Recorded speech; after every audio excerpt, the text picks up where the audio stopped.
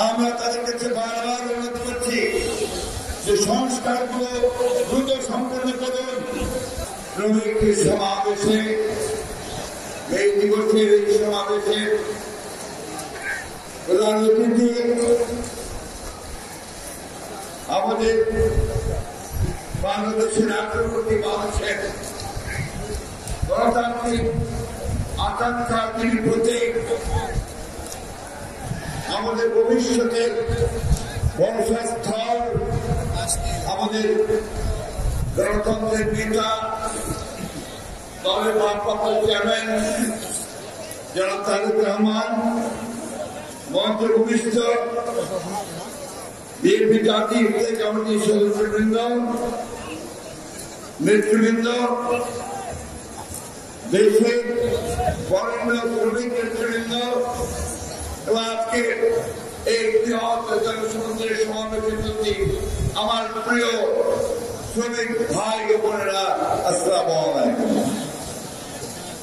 আমি প্রথমেই পরম করুণাময় আল্লাহ তাআলার কাছে শুকর আদায় করতে চাই যে আল্লাহ তাআলার অশেষ রহমতে আমরা একটা ফ্যাসিবাদ মুক্ত পরিবেশে আজকের এই শ্রমিকদের ঐতিহাসিক দিবস এই দিবস পালন করছি। সেই সাথে আমি গভীর শ্রদ্ধা জানাতে চাই আমাদের সেই সমস্ত শহীদ শ্রমিক ভাইদের যারা 1986 সাল থেকে তাদের অধিকার রক্ষার জন্য তারা প্রাণ দিয়েছেন, বুকের তাজা রাস্তায় ছেড়ে দিয়েছেন, তারই প্রতীক আজকে লাল রং। আমি একই সঙ্গে শ্রদ্ধা জানাতে চাই আমাদের সেই সমস্ত শ্রমিক ভাইদেরকে যারা এই 24 সালে ছাত্র জনতার উত্থানের মধ্যে সংগ্রাম করতে গিয়ে তাদের বুকের তাজা রক্ত রাজপথে ঢেলে দিয়েছেন। বন্ধুগণ, এই সভ্যতা, এই যে পৃথিবী, এই যে আজকে আমরা বিভিন্ন কল কারখানা, ডিভাইস, এই যে আমাদের সামনে ড্রোন, ক্যামেরা, অট্টালিকা, যা কিছু দেখছি সব কিছুর ভিতরে রয়েছে আপনাদের শ্রমিক ভাইদের অবদান, তাদের রক্ত, আপনাদের সভ্যতাই গড়ে উঠে শ্রমিকদের সেই অবদানের মধ্যে দিয়ে। আজকে সেই জন্যই সারা বিশ্বে শ্রমিক ভাইদের এই যে তাদের আন্দোলনের ফলে তারা যা অর্জন করেছিলেন সেই দিবস পালিত। বক্তব্য দীর্ঘ করবো না, বক্তব্যের আমাদের অপেক্ষা করছেন, আমরা সবাই অপেক্ষা করছি আমাদের ভারপ্রাপ্ত চেয়ারম্যান মহোদয়ের বক্তব্য শোনার জন্য। আমি শুধু আপনাদের সামনে একটি কথা বলতে চাই, সেটি হচ্ছে যে সবচাইতে বঞ্চিত শ্রেণী মানব জাতির মধ্যে যদি থাকে তাদের এই শ্রমিকের শ্রেণী। বন্ধুগণ, তারা মাথার গান পায়ে ফেলে ফসল উৎপাদন করে, তার উৎপাদন করে কারখানায়, তারা সভ্যতাকে বাঁচিয়ে রাখে, অথচ তারাই তাদের ন্যায্য মজুরি পায় না। একই ঘটনা আমার কষ্ট হয় যখন আমরা দেখি যে একজন 6 বছরের বাচ্চা অথবা 8 বছরের বাচ্চা, 9 বছরের বাচ্চা যখন থেকে একটা কারখানা থেকে হাতুড়ি পেটাতে হয়। এই সেই সমাজ যেখানে তার শিক্ষার অধিকারে, তার লেখাপড়ার দক্ষতা, খেলাধুলার কথা, তখন তাকে শিক্ষার জন্য তার পরিবারকে থাকার জন্য তাকে তখন হাতুড়ি পেটাতে হয়, কারখানায় কাজ করতে হয়। বন্ধুগণ, আজকে সমগ্র বিশ্বে আমি এই কথাই বলছি যে সবচেয়ে বঞ্চিত শ্রেণী হচ্ছে শ্রমিক শ্রেণী। যুগের পরিবর্তন হয়েছে, প্রযুক্তির পরিবর্তন হয়েছে, উৎপাদনের যে প্রক্রিয়া তার পরিবর্তন হয়েছে, এখন যন্ত্রের আবিষ্কার হয়েছে, কম্পিউটার এসেছে, শারীরিক পরিশ্রম কমে এসছে, কিন্তু শ্রমিক শ্রেণীর যে প্রয়োজন সেটা কিন্তু কমে দিতে হবে।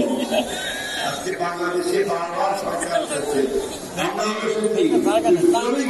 সত্যিকার অর্থে যে কাজগুলো ছিল, আমরা কিন্তু সেই কাজগুলো সবাই করে উঠতে পারিনি।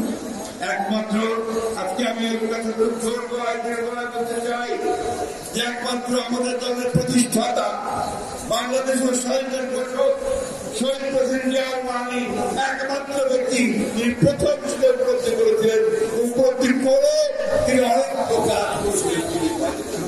প্রথম কাজ তিনি যেটা করেছিলেন শ্রমিক ভাইদের বন্ধে তাদের কর্মসংস্থানের জন্য তিনি গার্মেন্টস কারখানাগুলো চালু করেছিলেন, নতুন সুযোগ তৈরি করে দিয়েছিলেন। এবং একই সঙ্গে বাংলাদেশের আমাদের শ্রমিক ভাইরা যেখানে কাজ পায় না, বিদেশে গিয়ে যেন কাজ পায় অর্থ উপার্জন করতে পারে, সেই জন্য বিদেশে শ্রমিক রপ্তানি ব্যবস্থা করেছিলেন, রেমিটেন্সের ব্যবস্থা করেছিলেন। আর অনেকগুলো কাজ তৈরি করেছিলেন যে গার্মেন্টস সহ নতুন জরুরি অর্থতন্ত্র শিল্প করে লাখ লাখ নামে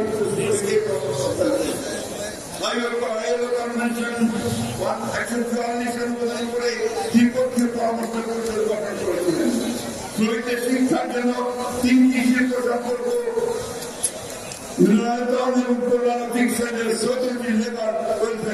গঠন করেছিলেন। আমার জন্য ঢাকা চট্টগ্রামের বহু দাঁড় তৈরি করেছিলেন। দেশনেত্রী Begum Khaleda labour code 2006 labour welfare foundation গঠন করেছিলেন। অর্থাৎ যা কিছু শ্রমিকদের জন্য যতটুকু কল্যাণমূলক কাজ করা দরকার আমাদের দল, আমাদের নেতা শহীদ জিয়া ও দেশনেত্রী বেগম খালেদা জিয়া। বন্ধুগণ, আজকে আমরা রাজনৈতিকভাবে একটা অস্বাভাবিক পরিস্থিতি পাচ্ছি। আমাদের একটা ছাত্র জনতার উত্থান রয়েছে, আমরা একটা ভয়ানক ফ্যাসিস্টকে দেশ থেকে তাড়িয়েছি, আমরা ফ্যাসিস্টদের পতন ঘটিয়েছি। এখন পর্যন্ত আমরা গণতন্ত্রের উত্তরণ ঘটাতে পারি।